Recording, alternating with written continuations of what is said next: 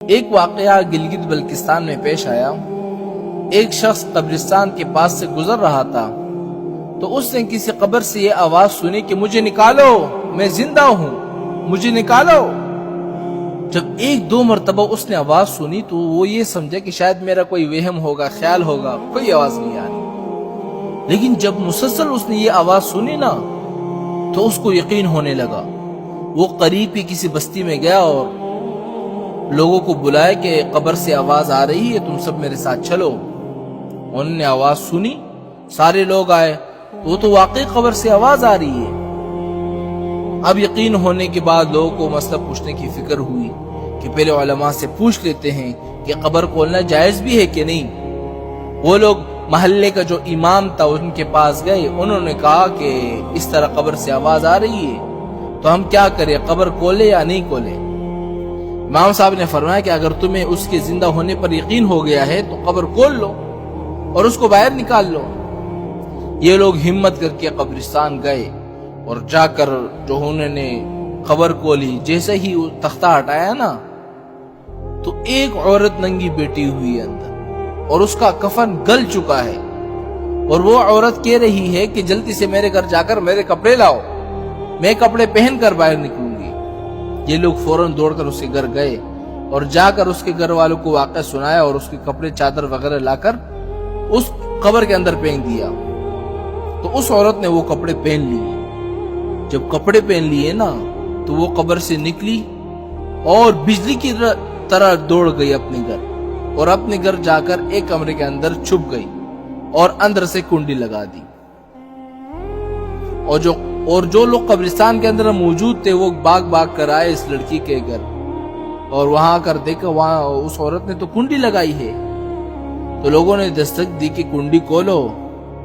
اندر سے اس عورت نے جواب دیا کہ کنڈی تو میں کھول دوں گی، لیکن کمرے کا اندر صرف وہی شخص داخل ہو جس کے اندر مجھے دیکھنے کی ہمت ہو، اس لیے کہ اس وقت میری حالت ایسی ہے کہ ہر آدمی مجھے دیکھ کر برداشت نہیں کر سکتا، لہٰذا کوئی دل رکھنے والا شخص آ کر میری حالت دیکھے۔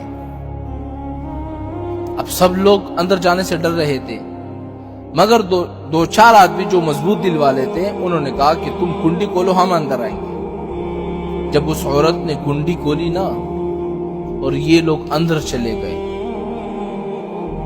اندر وہ عورت اپنے آپ کو چادر میں چھپائی بیٹھی تھی۔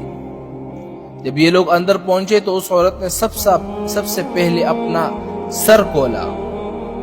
ان لوگوں نے دیکھا کہ اس کے سر پر ایک بھی بال نہیں ہے، ایک بھی، وہ بالکل خالی کھوپڑی ہے، نہ بال ہے نہ کوئی کال ہے سر پر، صرف خالی ہڈی ہے۔ لوگوں نے اس سے پوچھا کہ تمہارے بال کدھر گئے؟ تو اس عورت نے پتہ کیا جواب دیا؟ سنیے گا۔ اس عورت نے جواب دیا کہ جب میں زندہ تھی تو ننگے سر گھر سے باہر نکلا کرتی تھی، پھر مرنے کے بعد جب میں قبر میں لائی گئی تو فرشتوں نے میرا ایک ایک بال نوچا، اور نوچنے کے وجہ سے میرے بال بھی نکل گئے اور میرے سر پر جو کھال تھی وہ بھی نکل گئی۔ اور اس کے بعد اس عورت نے اپنا منہ کھولا۔ جب لوگوں نے اس کا منہ دیکھا نا تو وہ اتنا خوفناک ہو چکا تھا کہ سوائے دانتوں کے کچھ نظر نہیں آیا، نہ اوپر کا ہونٹ ہے نہ نیچے کا ہونٹ موجود ہے، بلکہ 32 کے 32 دانت جو ہے وہ سامنے نظر آ رہے تھے۔ سوچو اگر کسی انسان کے صرف دانت ہی نظر آئے تو کتنا ڈر معلوم ہوتا ہے۔ اب لوگوں نے اس عورت سے پوچھا کہ تیرے ہونٹ کہاں گئے؟ تو اس عورت نے کیا جواب دیا پتہ ہے؟ اس عورت نے جواب دیا، میں اپنے ہونٹوں پہ لپسٹک لگایا کرتی تھی اور نامحرم مردوں کے سامنے جایا کرتی تھی،